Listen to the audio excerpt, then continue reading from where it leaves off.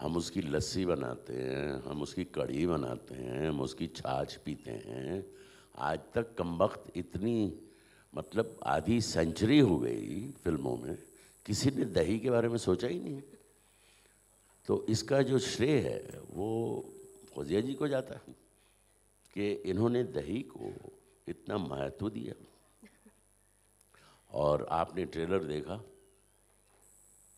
मस्ती है, और इसमें जो भी ह्यूमर है वो घटिया ह्यूमर नहीं है, डबल मीनिंग का ह्यूमर नहीं है, और ये वादा नहीं करती है कि सड़कों की सफाई होनी चाहिए, गरीबों का पेट भरना चाहिए। एक जो सोशल मैसेज होता है वो इसमें नहीं है। हंसना जो है वो जीवन के लिए बहुत लाभदायक है। इससे आपके खून का जो प्रवाह है वो बढ़ता है, और अंदर की जो आपकी सब इंद्रियां काम करती हैं उन्हें जोश मिलता है। तो अच्छा हंसना, अच्छी चीज़ के लिए हंसना। हमारी फिल्मों में ज़्यादातर हंसी का मतलब होता है साउथ इंडियन के एक्सेंट पे हंस दिए, बंगाली के एक्सेंट पे हंस दिए, गुजराती के एक्सेंट पे हंस दिए, पंजाबी के एक्सेंट पे हंस दिए। लेकिन हमें ऐसी हंसी हंसनी चाहिए जिसमें सब लोग मिल के हंस सकें। तो ये वो फिल्म है जिसमें हम सब मिल के हंस सकते हैं। ये परिवार के लिए फिल्म है। बीवी, बच्चे, माँ, दादी, नाना जो भी हैं सब मिलके इस फिल्म का आनंद ले सकते हैं। और इसमें ना तो शाहरुख खान है, ना सलमान खान है, ना आमिर खान है, ना अपने एक खान और रह गए भैया, वो भोपाल के रहने वाले सैफ अली खान हैं। तो मतलब ये खानों की जो खान है वो इसमें नहीं है। हमारे जैसे जो हैं गरीब लोग, कैरेक्टर एक्टर्स, लोग कहते हैं कि हम बहुत टैलेंटेड हैं।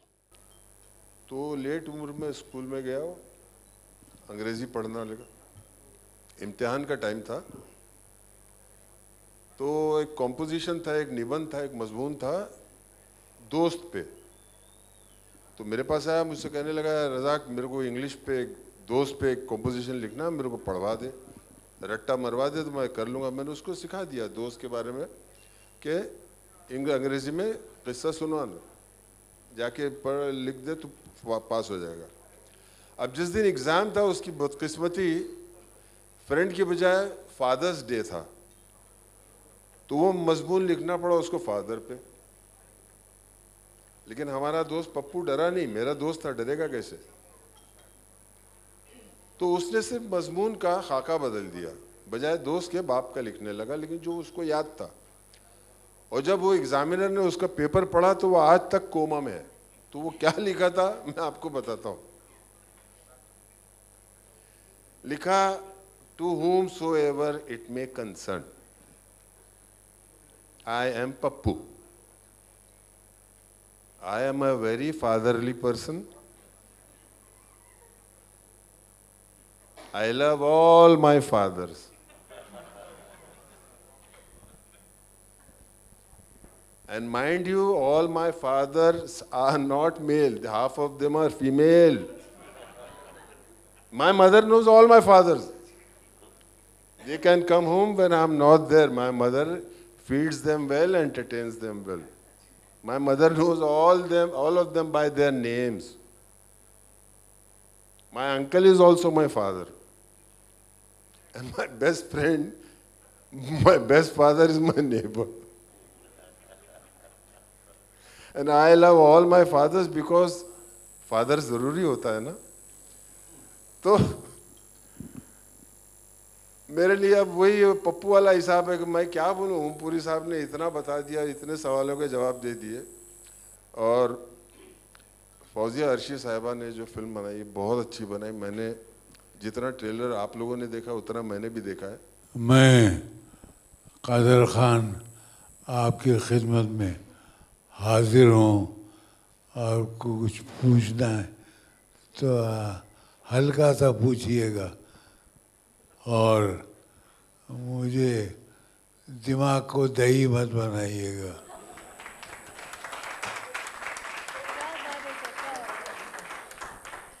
दिमाग का दही बनने के लिए मैं यहाँ नहीं आया हूँ।